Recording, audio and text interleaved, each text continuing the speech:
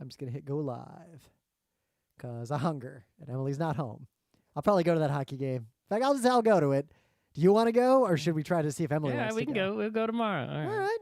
What about the women's hockey game, though? Oh, yeah. I think you said by tomorrow, buy tickets. As soon as Emily gets home. It's March 3rd. My calendar looked clear. I just got to make sure there isn't anything in Emily's calendar. It's a Saturday at the middle of the day. Yeah, but that's also during ski season is the problem. I got to make sure I don't have anything queued up. Well, that's not a problem. Who says don't ski? Going skiing this weekend. Well, good luck.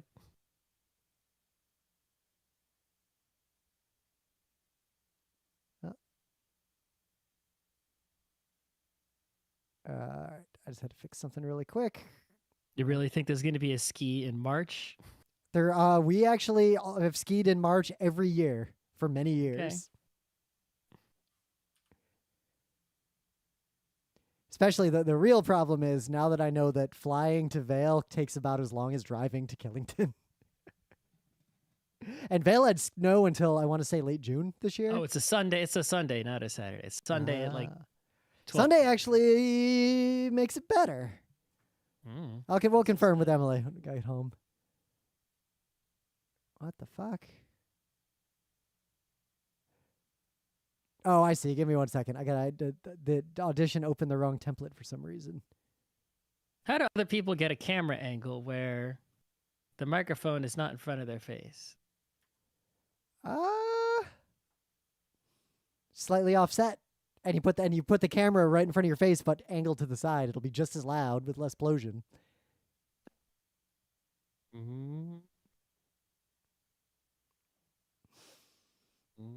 Or if you're going to be on video, you don't eat the mic like we do because we're really doing radio. I don't know. I see people who I guess maybe it's because they're further away. I could sit further away and turn it up. Yep, you probably want a microphone with better gain for that.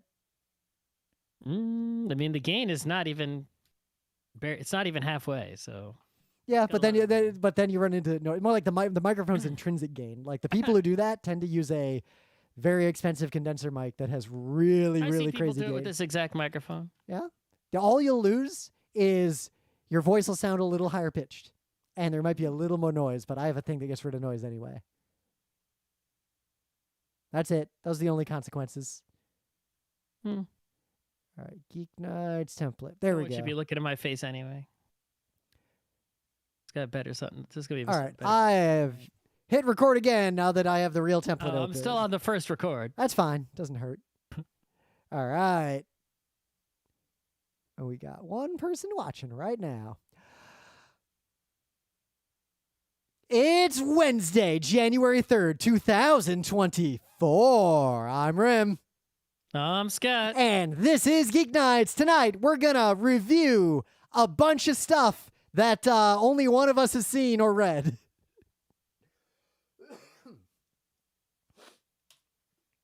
Oh, opening bit. Fuck. Let me dig into the past for opening bit. Let's see. Oh, I got an opening bit. I actually got a good opening bit. Let me just look at Google Photos. I think we've reached the point where I have forgotten the things that have occurred. You had a better run than we've ever had. Like you set a franchise record. It's a sure. I just got to look up the name of the thing that we found. I got to look in my photos on my phone that haven't synced up to Lightroom yet to figure out the name of the thing. I can talk about the thing. Let's see. Photos. Scrolling back. There's the guy. Bruce Monroe. Sounds familiar. Monroe.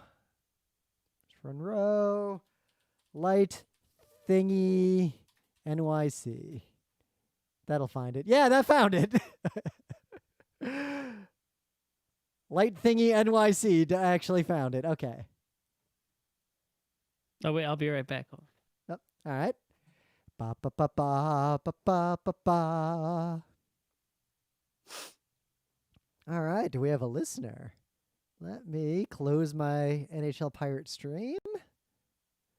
Let me close that other window. All right. Okay. All right.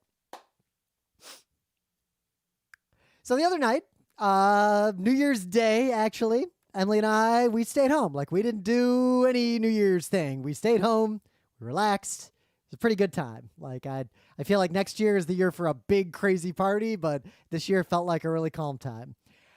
So that day, we just decided to go out for a walk. We had to pick up a little bit of medicine for the rabbit at the vet right over the bridge anyway. So we biked over the bridge on some city bikes, and then we just wandered around because there was something notable in Manhattan that we wanted to look at right over there.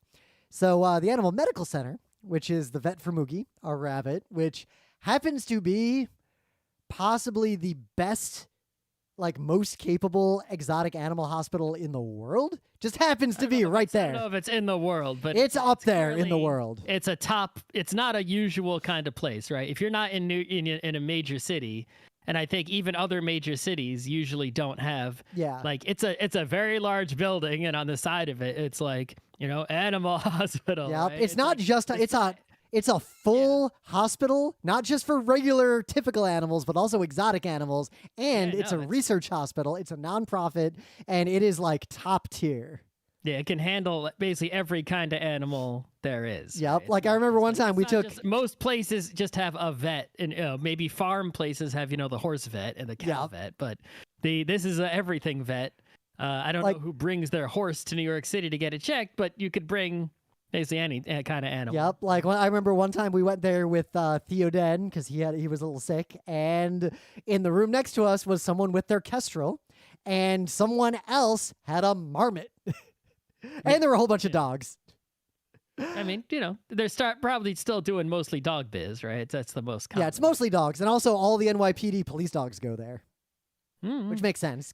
So we stopped by there, but it's right at the entrance to a park that has been closed for a long time.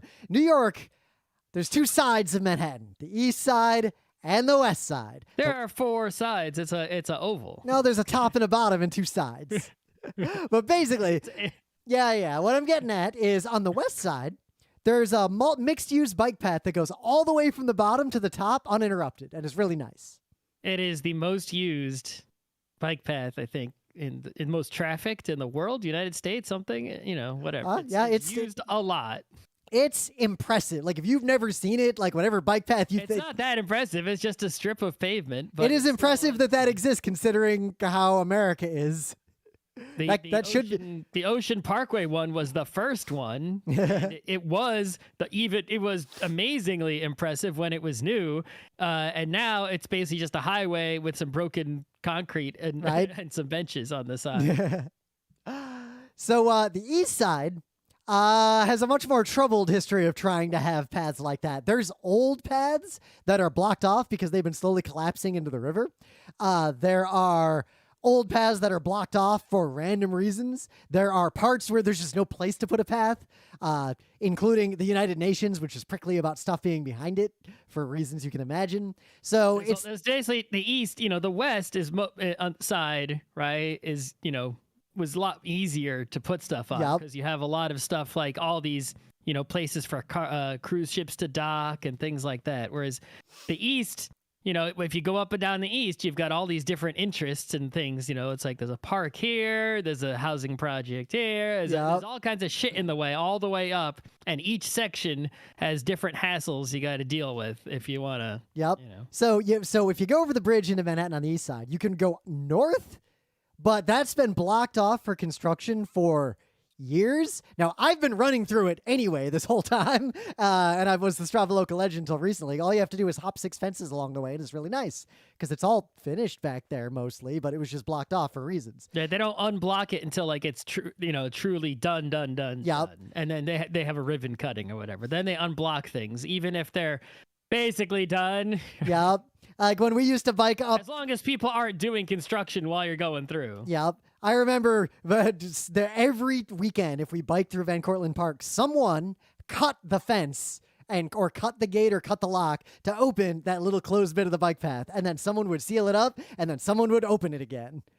Mm-hmm. But if you went south there really was nowhere to go south. Like, there was an old promenade that is like busted up to a degree that it looks like it would fall apart if you so much as sneezed on it. No, the path south starts at like 30-something street. So basically from 50-something to 30-something, there's like a 20-block gap where you have to use basically First Avenue to go south reasonably. Now, there are... You could go on Sutton Place a little bit south for like 5 blocks, and then you got to go on First Avenue anyway. So, And there are, mixed in that area, Second Avenue. There are some old paths. First Avenue goes north. But they're blocked off on either end because of the way the FDR was built and overbuilt over the years. So they're just like these blocked off, inaccessible segments of what used to be pedestrian way. But anyway, they finally finished this super long project to build a new promenade from this park, which is right next to the medical center, all the way down to Sutton Place, that park. It's like out in the river. It's super wide. They closed this gap of there's that 20-something block gap, and now it's more like a 15-block gap. Yep. And while the city has said forever they intend to complete the path on the entire east side, for anyone who's lived in New York, there is a big step between the city saying it intends to do something and that thing happening. Yeah, if you look at all of the different city, state, even federal agencies, there are all sorts of plans, projects, right? All the things that people have written up. And it's like, if somehow all those things were done, like the United States would be transformed into like some miraculous paradise of some kind, right? With all this public infrastructure and facilities. But basically, all those people see those plans and they're like, ooh, this is going to happen. But really, the idea is that the government employees make those plans for their agency, and that's what they get paid to do. And then what actually gets made, right, is what gets money. Yep. And so it's up to the politicians of the day to decide which of the, they look around and they're like, what are we going to spend the money on? Well, there's obviously all the things that already exist. And then it's like, okay, well, here's the money for things that are new. All these people have a million plans. Let's pick some of them, right? Will they actually get some money? Will they get enough money to proceed and actually happen? Will they get enough money to like enhance the plan but not actually do the plan? It's like if you're the employee at an agency and your plan got some money, it's like, ooh, I'm gonna get a promotion. All right, it's like. And there's also two kinds of plans. There's the kind of plan that is, this is what will happen as stages are funded, but stages might just never get funded. And then there's the plan Scott described. So anyway, while the city has said forever they're gonna make a path that goes all the way up and down the east side, it's coming in dribs and drabs. But what was very interesting, this path is super overbuilt. The new one, the East Midtown Greenway. Like, it's really big. And it dead end. But it's not very long. Yep. It dead ends suddenly and does a sharp right turn at like 51st Street. And then it's a bunch of nonsense. Directly under it is one of those abandoned paths that you can get to. And there is a bridge that goes to it. But there's a big flat spot that is very obviously intended for this to continue if they ever build the next segment. It's like set up. You can see where the next segment would connect to the existing segment. And from that spot, you can see another thing that is right on the other side of the UN. It's a thing called the East River Esplanade, which they built a while ago, which is extra weird because when they built it, you could basically cross a little bridge and be in this little esplanade by the river that is super long. Like, it goes like 7 blocks and then dead ends. And there's only one way in and out all the way at one end. And it's just gigantic. And it ends at like 41st Street. And it is clear that the intention is to build another thing that connects the end of that to the end of this, because that would bypass the UN. But right now, there is no plan to build that, so there's 2 paths that end in dead ends, and you can see them from each other behind the UN. Yeah, when we're old people, this might happen. Right? Yeah.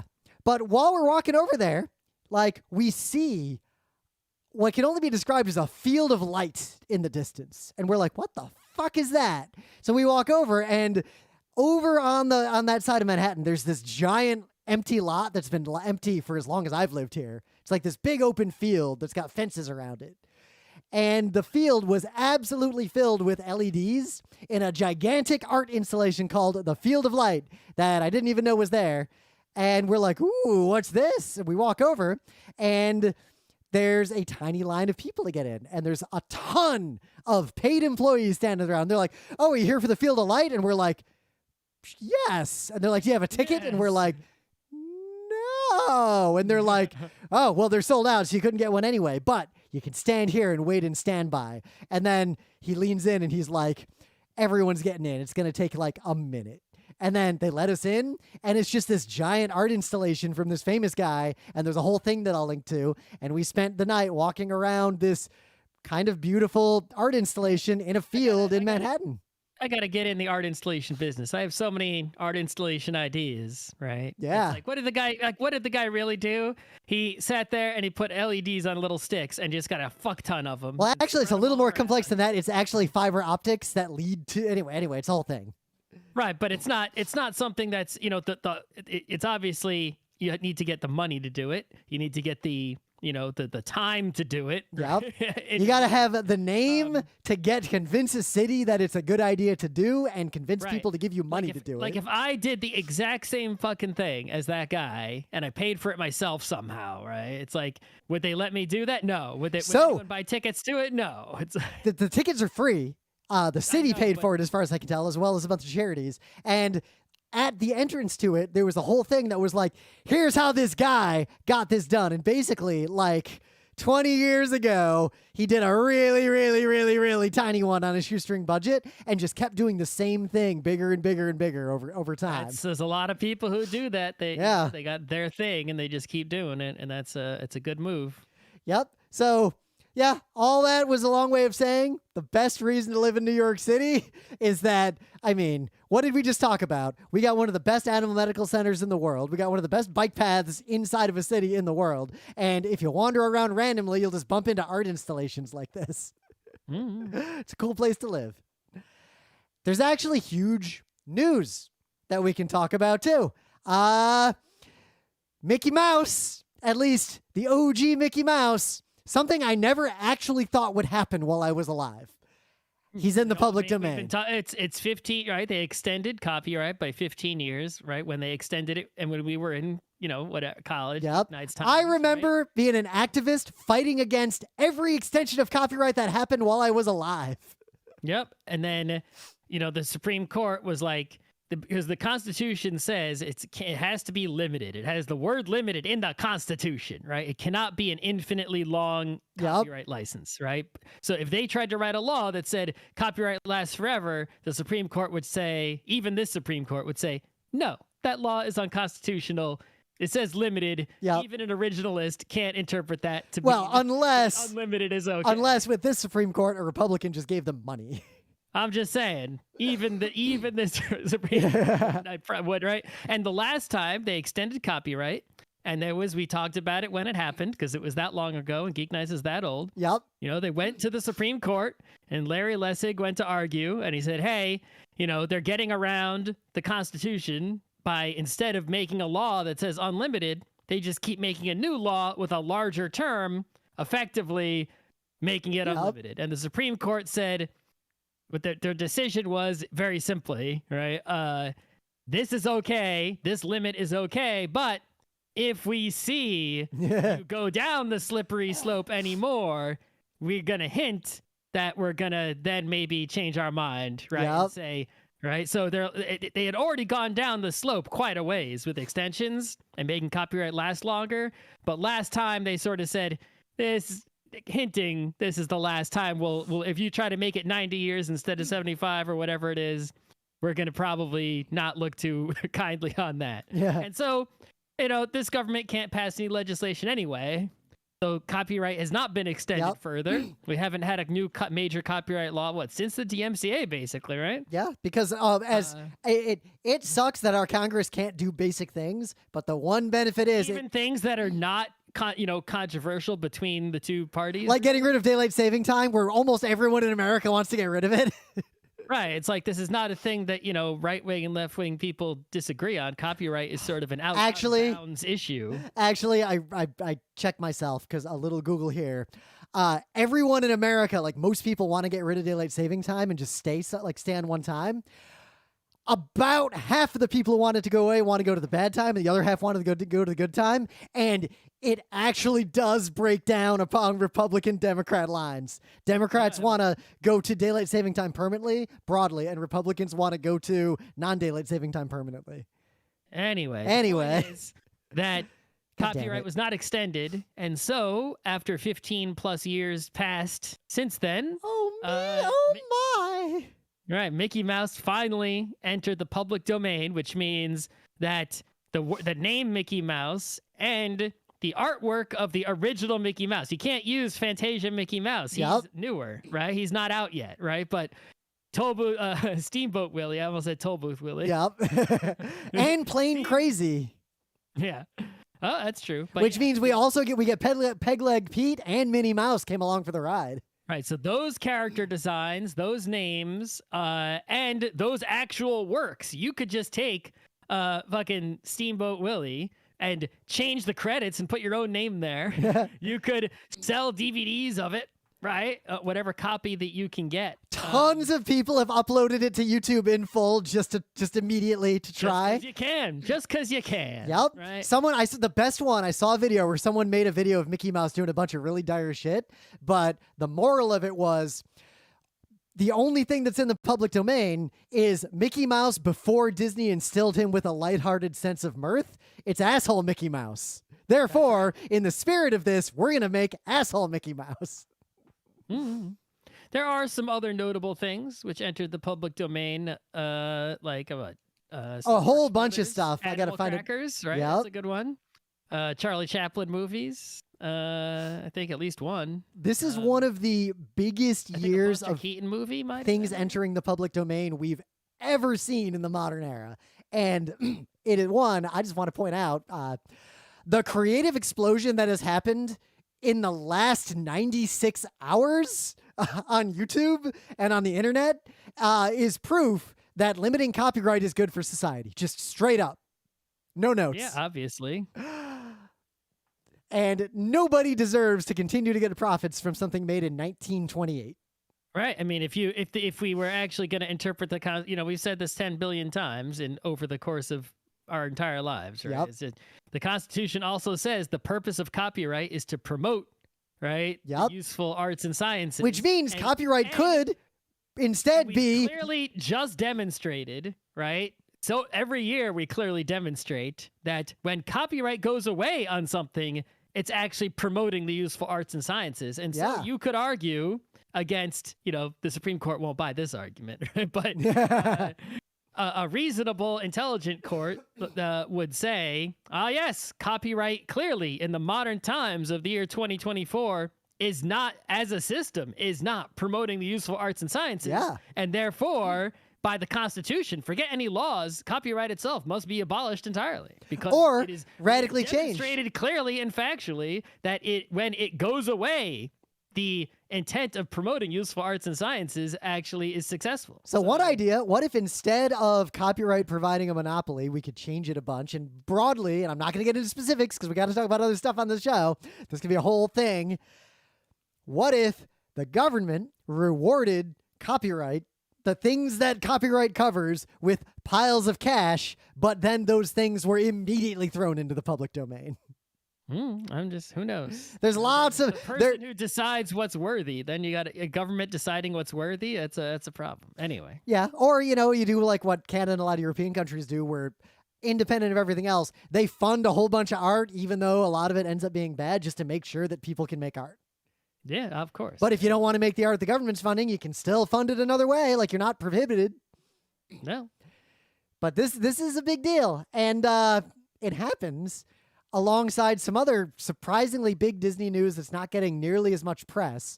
So it's kind of, the lead is kind of buried inside of all the text of these articles. There's a bunch of power struggles going on inside of Disney. Like, it's really interesting because, just in the past, right? Disney was buying up everything, buying up the Marvel, buying up Simpsons, 20th century, buy, right? And it became sort of not a complete monopoly, but like basically controlling most of the entertainment that people gave a shit about, intellectual property rights and all, right? And then there was the Disney Plus CEO switch drama that happened, right? And so, it's like, how could there be this drama at a place that basically owns everything? How can you fuck up when you own everything? It's like, who can even compete with you, right? So, first, I want to from this article. There's actually a really short thing I just want to read because I think it highlights everything. The talk is that activist investors who this is not investment advice. I'm not a registered investment advisor. Generally, are hedge funds or very rich people who want to ruin a company to drive its stock value up short term for their own profit. Like, they tend to just be bad people. Very rarely is an activist investor doing anything good. But there's a bunch of activist investors basically saying, Disney fucked up. They've had a really bad year, and we got to radically change how they operate so I can have more money. Now, I'm going to read this segment because I want to hear from you, Scott, and the listener, if you think this was a bad year for Disney. Quote, it was already obvious that 2023 was a disappointing year for Disney.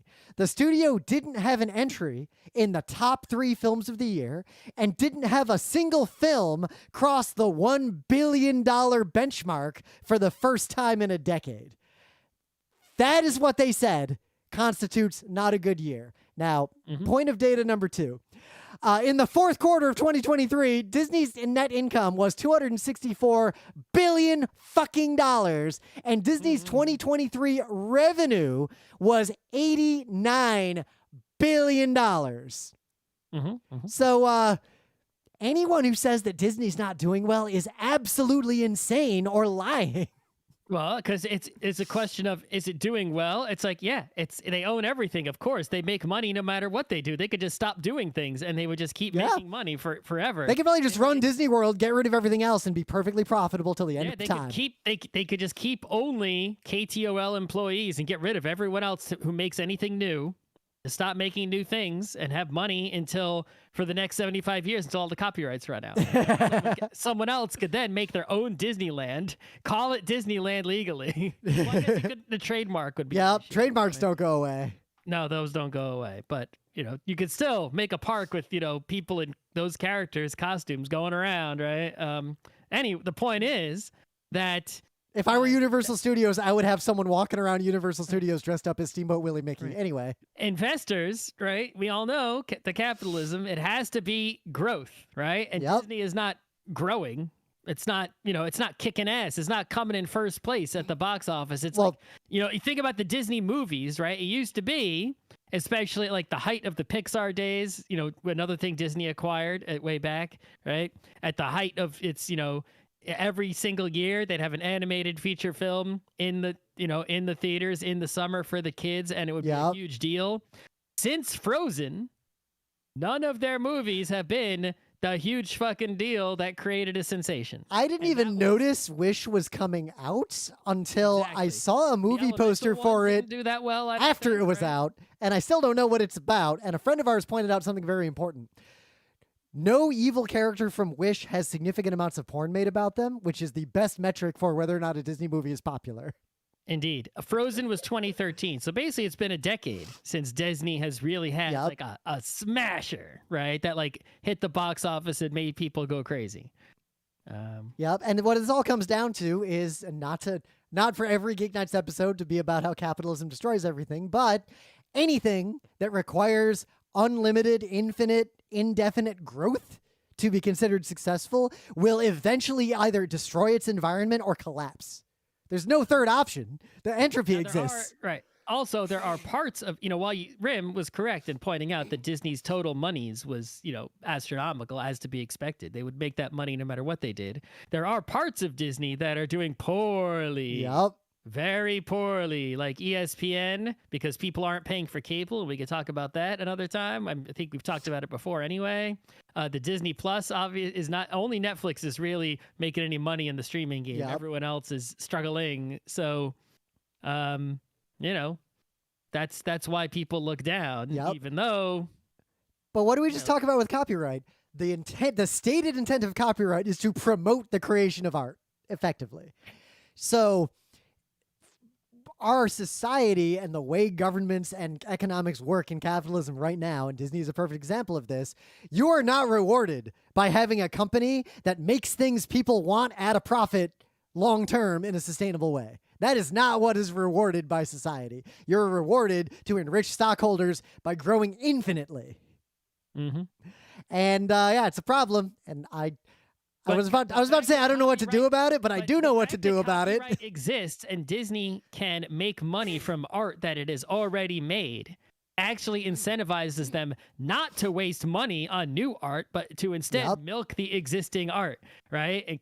And that's why we see when the things go into the public domain, there is a creative explosion. The biggest fear companies have, any company, any media company has, is not even that that people are gonna pirate their stuff. Their fear is that there will be enough legally free stuff out there that nobody will pay them for anything again.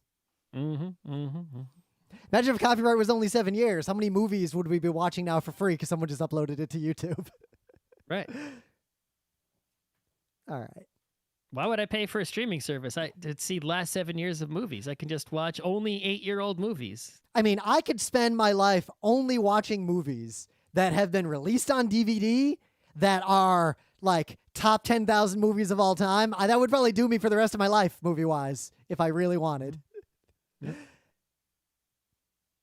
All right. Anyway. But anyway, things of the day. So this is pretty good.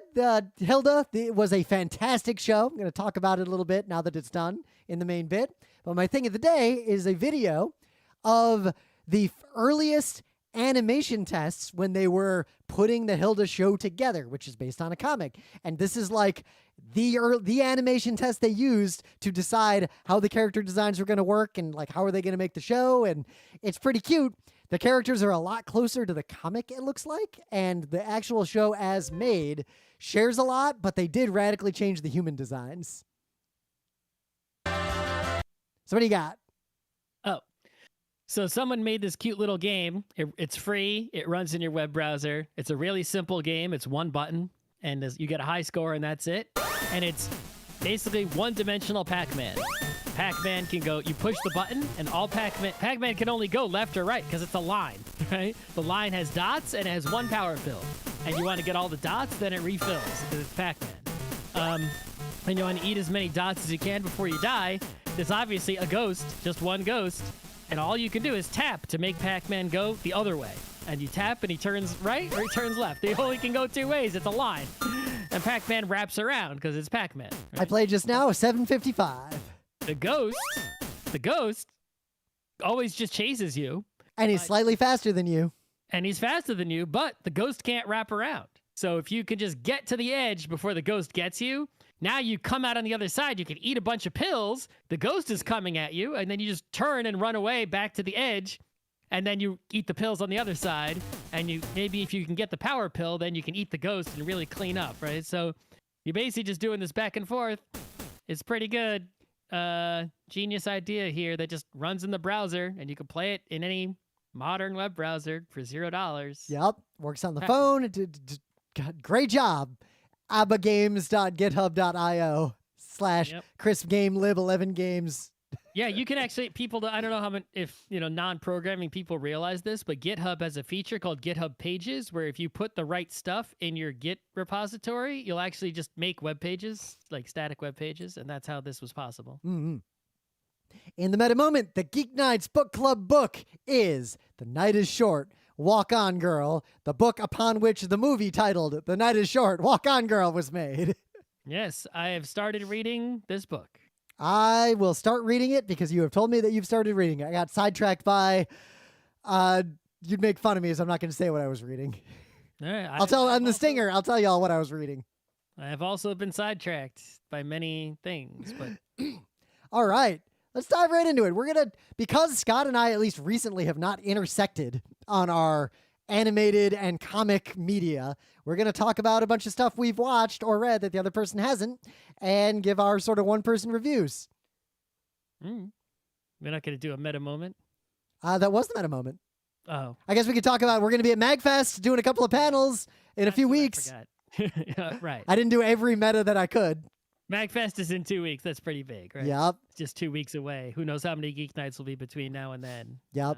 It's But I guess if you're hearing this and you're thinking, oh, I should go to MagFest to see us. A, you shouldn't, but B, too late unless you live near there because yep. hotels filled up a long time ago. Yep. It's this will be interesting because Unplugged was a certain kind of con. Unplugged is kind of different from the other PAXs. MagFest is a show where I get up to a lot of different kinds of stuff than just sitting and playing tabletop games. I'm really looking forward to hanging out at some concerts. All right, so now we'll talk about some stuff. Yeah. Here, so I'll go first with good old Scott Pilgrim Takes Off, which I'm sure Scott will watch at some point because, one, it's not long. I am currently paying for Netflix, so I should watch it before I stop paying to get my money's worth. One, it's not long. Two, it's Studio Saru. Like, this is a full-on, like, top production value anime. Like, this is for real. They put the right amount of care into it. And three, it is not only fantastic. I actually would like to watch it again before too long, but I want to reread the comic first to do a little compare and contrast. It is more like, and I'm not the only one who's expressed this sentiment, the Evangelion reboot movies than you're expecting. And as you watch it, you might think, well, it did some things like what the Eva reboots did. Then it starts to directly reference Evangelion and then directly reference the reboots of Evangelion and then do some stuff. It's there's definitely some inspiration from how the reboot of Evangelion went down that went into Scott Pilgrim Takes Off. And it's worth not knowing the deal. I would say that it wouldn't nearly, just like the Eva reboots, would not have as much impact if you weren't already familiar with the first and second and possibly third impacts of Evangelion, the original anime. Scott Pilgrim Takes Off is perfectly good standalone, but you'll get a lot more out of it if you have read the Scott Pilgrim comic first. You will understand. I did read it, but a long time ago. Yep. I remember the comic pretty well. The only thing I'm kind of hazy on is the Utena stuff at the very end of the Scott Pilgrim comic. I forget exactly how that went down because the live action movie, which is also good and important to the canon of this, especially considering it's all the same voice actors from that movie, play their own characters in this anime. But all three together are as important if you care about Scott Pilgrim to view or read as if you care about Evangelion. You really should watch the movies, watch the show, and read the manga because they're all different takes on the same core and they all complement each other extremely well. Well, I think Evangelion, right? It's I guess most of its renditions in different mediums, right, have like value and it's like hold up today, right? Yeah. Whereas if Scott Pilgrim, if someone said, hey, should I read the Scott Pilgrim comic in the year 2024? It's like, maybe. Right? I would. I reread the first one again. I would say yes, partly because a lot of people... It's not some all-time strong thing like, Evangelion TV is. No, I mean, it's not... Mike, while it shares a lot... It has a lot of issues. I mean, Evangelion TV also does have a lot of issues. Not like the way Scott Pilgrim has issues. Well, that's why it's actually worth reading, I think, because without, there's a lot that happens in the anime that I don't really want to get into for spoilery reasons, but it directly interrogates every specific criticism of the original Scott Pilgrim comic that you can think of in a very profound way that actually enhances what was happening in the comic while also ensuring that anyone who read the comic or watches this, the way I'll put it, they will take the correct moral away and not the incorrect moral. Because the incorrect morals from the Scott Pilgrim comic were specifically not intended by Brian Lee O'Malley. He has said as much repeatedly. A lot of people who read the first half of Scott Pilgrim, just very young and not that as good at writing. Yes, right? But also, think about how long ago that was. How much younger he was, right? It's like he said as much too. But also, that comic, a lot of people who have complaints about it seem to focus on the first 2/3, which is fair, but they seem to never really bring up how the last third of the comic sort of points out, all of that was from Scott Pilgrim's perspective. was he really the good guy? What's really going on? Like it tried to do something, but I think a lot of people missed it. Scott Pilgrim Takes Off basically zooms in and says, yeah, here's what you were supposed to take away from it. And just in case you didn't get it, watch this. Just like the Eva movies, the reboots are very much like, yeah, the moral's the same, even if the events are very different. Just in case you missed it, Gendo's not cool. Yeah, it's like, we're going to do this again, right? And it's like the Evangelion movies, the 1.11s and 3s and whatever, right? They start off with literally just reanimating the same thing. Until the last 30 seconds of the first movie. Right. And then they take a left turn, right? And so Scott Pilgrim, from what I've heard, is that, the first episode does that same thing. Yep. It looks like the comic, and then no, it's not, right? Because if they just animated that original comic page for page, that would not be good, right? That we don't need that in 2024. And so I do like this, I used to be where, like, the kind of person who would be, you've adapted the thing, but you have not held true to the original thing. Yeah. But it's like all those people who committed that crime were actually just like being sort of close to the original and changing important things. Like, we're going to tell the same basic Spider-Man story, but we're going to just change some stuff, but not too much stuff. It's like, well, you're not really like, what's the point of changing just a few things, right? You're not saying anything by doing that. You're just changing some things for why, but here it's like, if you're going to drastic redo, right? And you can actually comment on your own work or even correct the work of the past or enhance or elaborate on it or add in some way. And it does all of those things to a similar level of skill as how the Eva reboot movies do to Ava. But again, as opposed to also, people who just make sequels, right? Yep. Because look now, we've got a live action movie, the anime, and the comic, and they are all very different takes on the same core. It's like you think with Star Wars, it's like, would they have been better off instead of making Star Wars episodes 1, 2, 3, 7, 8, 9, or would they have been better off just making Star Wars that starts off in Tatooine, Mos Eisley, right? And then it's like, left turn. This is 2024 Star Wars. It's the same, but it's not. Right? Yep. Oh, they didn't get the Death Star, and Vixen Wedge is still around, and something else. Now Obi-Wan is going to save the day. Luke's dead. Yeah, it's like right.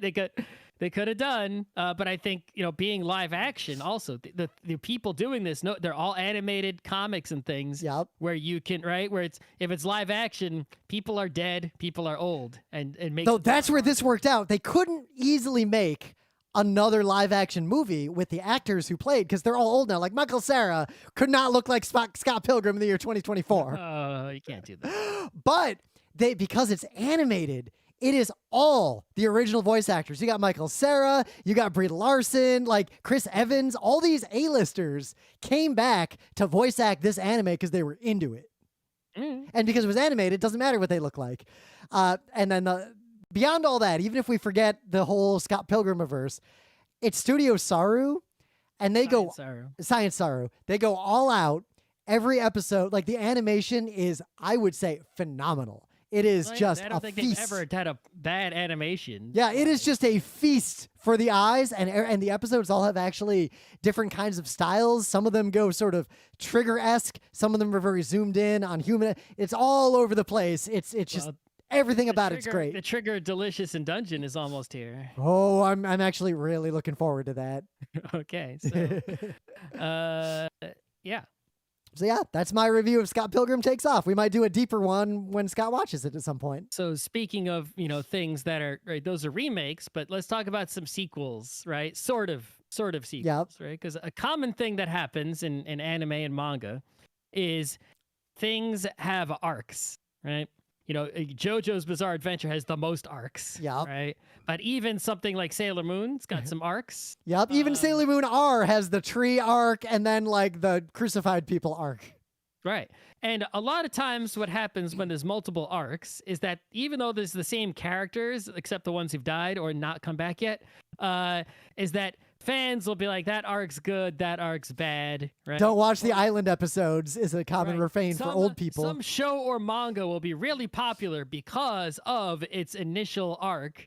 And then once things have to change because they can only carry that on for so long, further arcs may just be more of the same, just keep it going, or they have to take a big sharp turn to mix up something new, and often when they take that sharp turn, it ends up being a disappointment, right? The notable one being Death Note, right? Where Death Note, it's like you have these main thing you're really into, and then like halfway through the manga, it's like they sort of resolve the initial plot, because how much longer could they possibly keep that going on? They couldn't, because of the kind of story it was.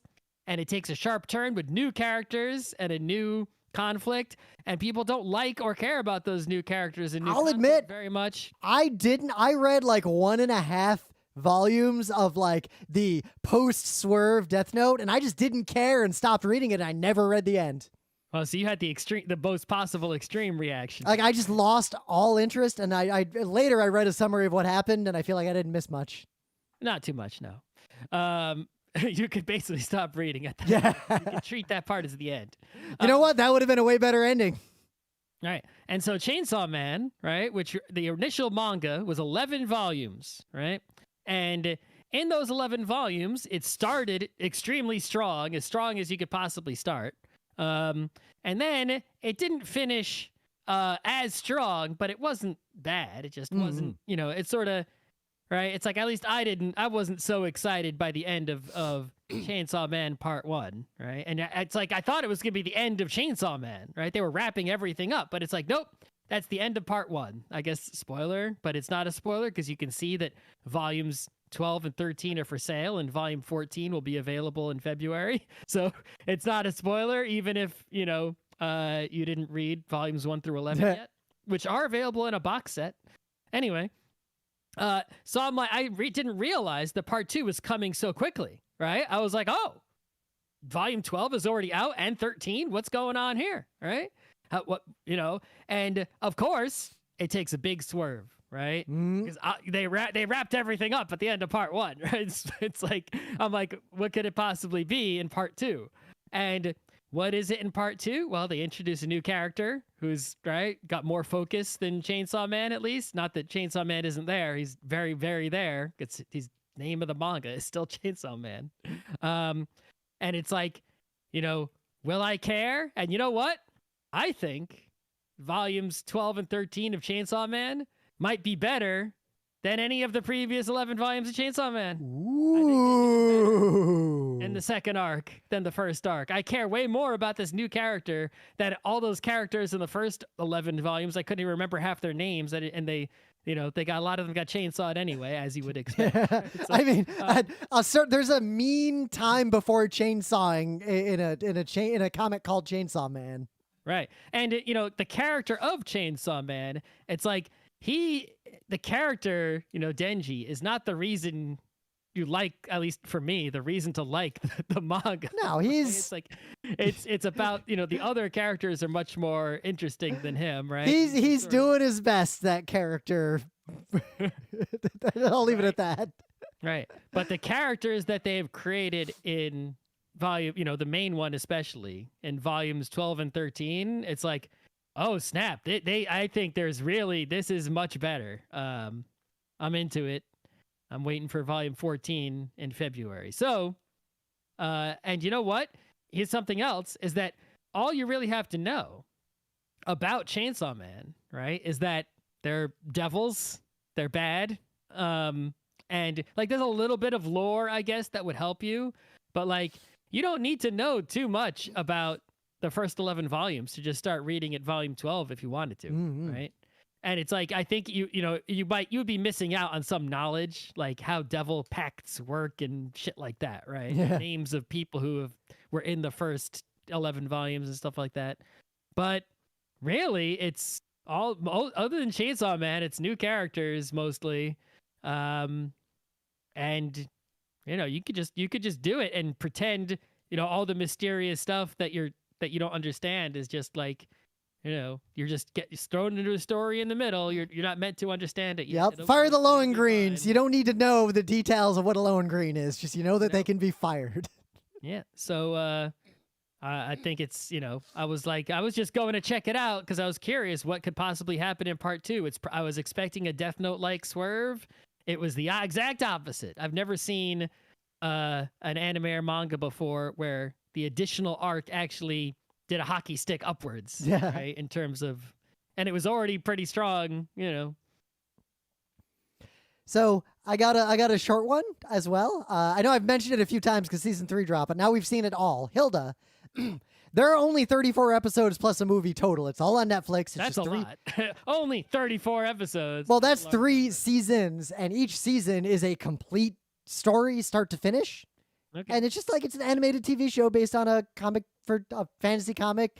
That is the kind of thing that if you didn't know what it was and you saw it at a place like Mocha, you'd go, oh, and just buy it automatically, just from the cover and read it. And it's really good. I have nothing about positive things to say about Hilda.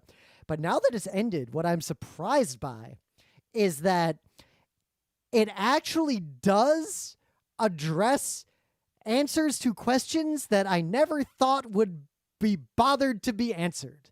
Like, it raises the stakes and deals with some things that you really wouldn't expect to be dealt with, considering the way this comic and the show go up to this point. And the end is actually pretty serious. The stakes are high enough to where it's pretty dark and fairly tragic, which is a pretty radical departure from how the show goes up to that point. And I'd say, Hilda, overall, this work edges into the bottom of S tier. This is like A+ tier, maybe the bottom of S tier. I have basically zero complaints about this absolutely delightful show, and I think anyone who has access to Netflix should watch it. Interesting. I think I'm going to read the comic that it's based on now. Mm-hmm. But yeah, it'll tell a complete story. There's no more Hilda. It's done. You will, I think, if you watch it all, you'll be very satisfied with where it ends and what's going on at the end of the show.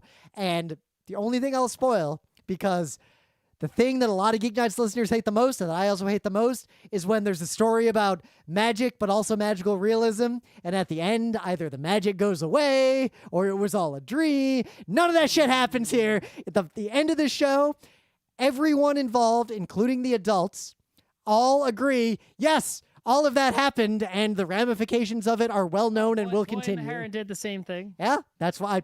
That's a check. That's a green flag for me in any media. Red flag whenever all the magic goes away and it was just a dream. Yeah. All right. So, in terms of comic books lately, it's weird. I was back in the day. I feel like when I started ordering comic books and going to the comic book store constantly, and when I was living in Beacon, I was sort of catching up on all of the comics I wasn't able to buy and read the earlier part of my life because I didn't A, have money, B, have a comic book store, right? And so I caught up and I filled all these shelves behind me rapidly. And then about, ordering comics, pre-ordering them every single month for years and years and years. It's been since 2016. So maybe a long time, right? It's sort of like, well, there aren't really that many new series. Like there's a lot of them, right? But there aren't so many that are really, I'm going to spend money to get a paper version, sight unseen, right? What's when you look at the things that are worth buying and putting on the shelf, especially when you're low on shelf space, it's saga level stuff, right? And usually I find out something is at that level way later.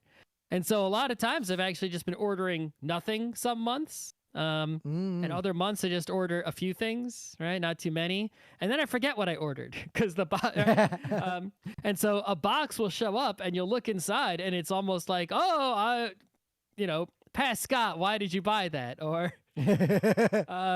oh, Pat Scott, thank you for buying this. I've completely forgot about it. And so a thing showed up that was, I was upset that it was so large. And then I opened it up and realized what it was. Pat Scott ordered the Simpsons Treehouse of Horror. Oh, damn, that's huge. It's enormous, right?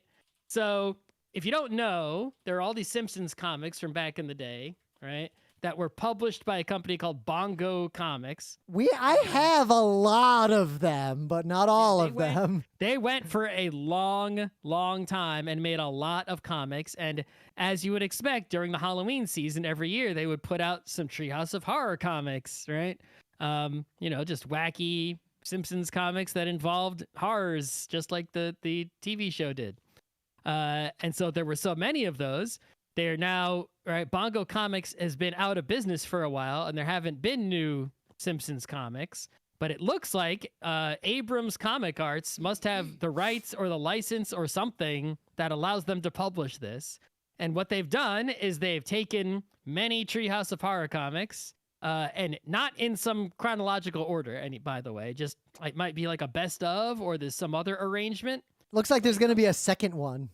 Yeah, it comes in this mega box, right? And it's like this goes in, and then you see part of the cover shows in the hole. Also, I found out by accident that this cover glows in the dark. Ooh. Which is kind of... But the way the book is arranged is that they've got like the sci-fi ones, the alien ones, the trick-or-treating ones, right? The thrillers. Oh, I just realized the title of it is the Ominous Omnibus. Exactly, yeah. And so, yeah, this has like a lot of Simpsons comics in it, in a very large and fancy book. But you can see they're all out of order, right? I can say, because I read a bunch of these as they were coming out, I remember thinking they were about as funny as The Simpsons, the show, and I remember really liking them. But again, that was 1990s Rym. There are comics in here as old as 1995 and as new as like 2016. All right, 95, I think, is when it started. Yeah, I think 2016. Yeah, fall of 1995 is when Bongo started making the Simpsons comics. Yep. So yeah, Treehouse. There's Call Me Homer from Treehouse #1 is on page 256, and then in the back there's a creator index. Right, so you can look up to see if your favorite artists, right, or writers or creators have made any of these comics. So one of them was written by like Mark Hamill. There's a lot of names on here that you will know. I mean, I would even say I remember these being as good as how good the My Little Pony comics were when those came out. No, the new Simpsons ones. comics are better than there's a Sergio Aragonés one in here. Ooh. You get a wide variety of art styles. You get right. And it's like, as long as you know anything about The Simpsons, it's like there's not a continuity of any kind. Yeah. Well, specifically, Treehouse of Horror episodes are by design and stated as non-canonical compared to The Simpsons. Right. They're all standalone. There are some, a lot of references to. It's like that's the thing is like The Simpsons itself, the TV show, is constantly making pop culture references to other things, whereas Simpsons comics obviously do the same thing, but they also make Simpsons references, right, to the TV show. Like you'll have, a lot of like Milhouse Parents divorce jokes and things like that, right, going on. So if you like Simpsons at all, should you buy a giant hardcover if you have room for it? This is actually quite a superior large book to have, because it's not one of those coffee table ones you look at once with art and maybe look at a second time if someone visits and notices it. It's like you'll actually read this whole thing, right? So that's, and it's, I don't think it was that expensive. What's the actual price on it? $40? $40. I paid less than that. So I probably had like at least 15% or more. I paid more for video games that I played for fewer hours than it would take to read this. Yeah, so I didn't remember, I didn't remember ordering it until it showed up. And I was like, "Wow, I didn't realize this would be that fancy." It's extra funny because when you mentioned that you were going to talk about it on this show, what I thought was that's not the kind of thing Scott would normally buy, huh? I was curious what you were going to say about it as a result. I wouldn't buy Bongo comics on the regular when they existed, because it's like, do you really need a house full of Simpsons comics? I mean, we did, but the way we treated floppies was we'd buy them, we'd read them, and we'd either give them away or lose them or throw them away. Right. But they had trades. But the thing is, when it was Free Comic Book Day, I would regularly take the Bongo free comic, right? Because you knew that it was going to be quality. So this is like, hey, here's a compilation for you. It's like, you know what? It's been a long time since I read a Bongo comic because you literally went out of business. So this is the right dosage of that kind of content. All right. So one last little thing, because part of the reason why I haven't watched as much, like Scott watches less screen than I think I do, but I've been watching actually a ton of movies lately. I just really do not like television. Yep. Well, we tend to watch specific shows that we have a specific reason to watch that are not long running shows. Like Hilda was a specific show. A season comes out, we watch it.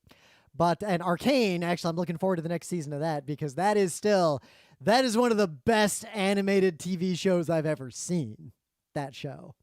But a lot of what I've been watching lately is short, independent animation, like one-off shorts. Like, it's not a series, it's not a movie, it's an animation someone made that they uploaded to YouTube and maybe put in a few film festivals that's like 4 to 10 minutes long, like that kind of thing.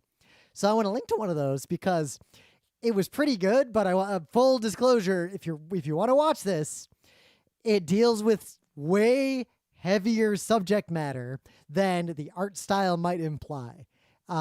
So read the description and dig into the details to make sure if you want to watch it, because it's about mental illness, it's about potentially the apocalypse, it's about potentially exploited children, and it's just a 9-minute short film called Twins in Paradise. And it's only 9 minutes? I can watch 9 minutes.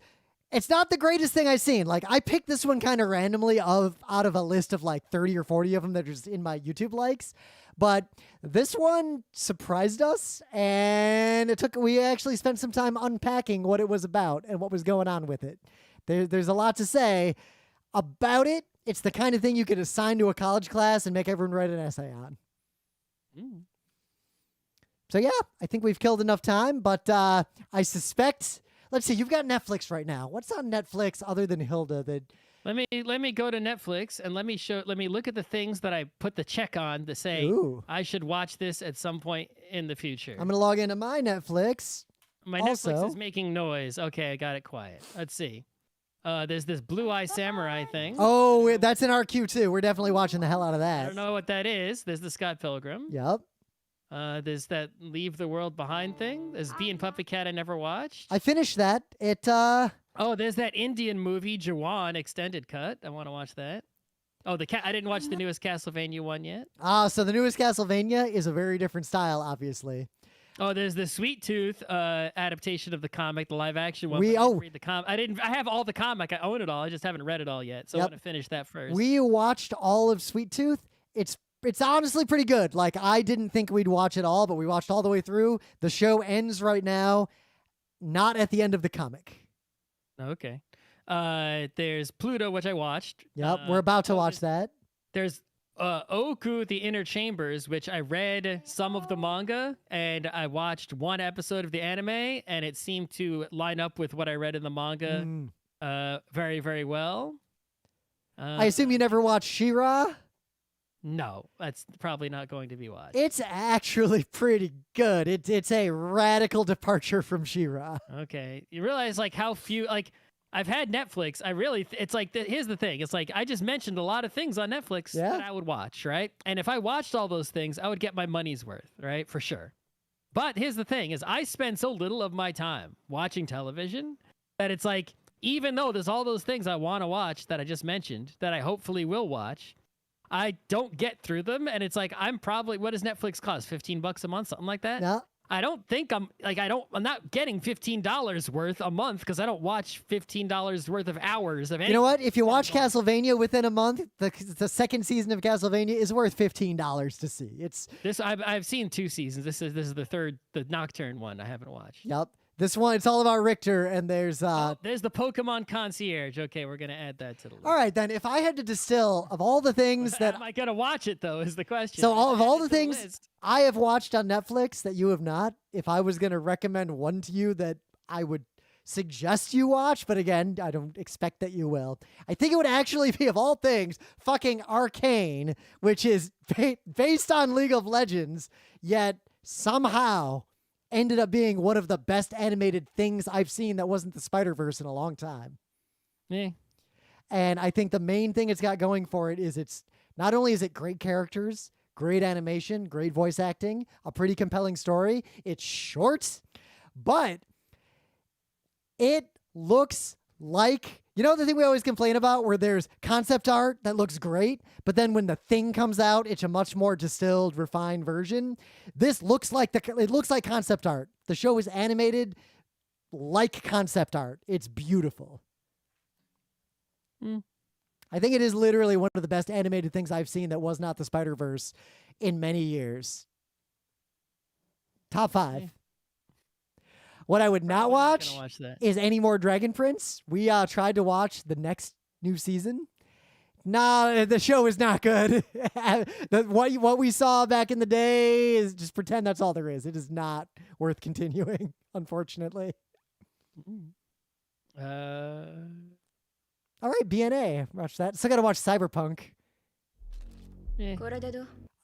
All the anime people I know have said that Cyberpunk is phenomenal.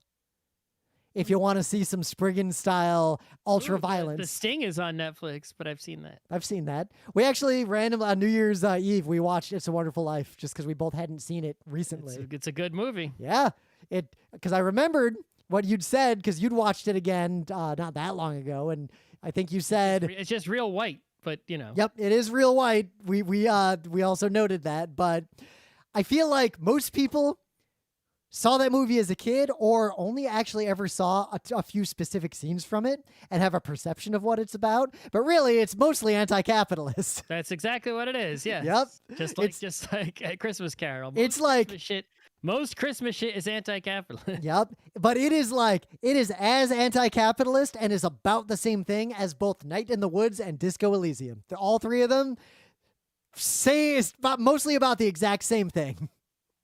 And I mean that very specifically.